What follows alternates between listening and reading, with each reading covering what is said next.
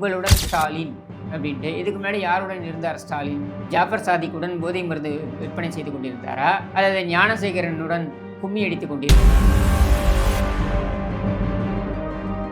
4.5 ஆண்டுகள் யாருடன் இருந்தார்? இப்போ எதுக்கு எங்க கூட வந்து முட்டிக்கிற?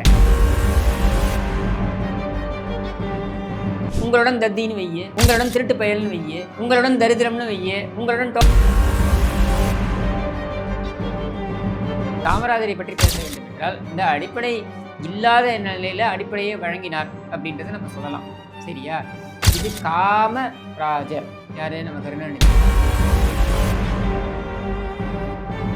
எனக்கு தெரிஞ்சு கருணாநிதி ஊரறிந்து 3 மனைவிகளை கட்டினார். மற்றதெல்லாம் என்ன கட்டினார்ன்றது.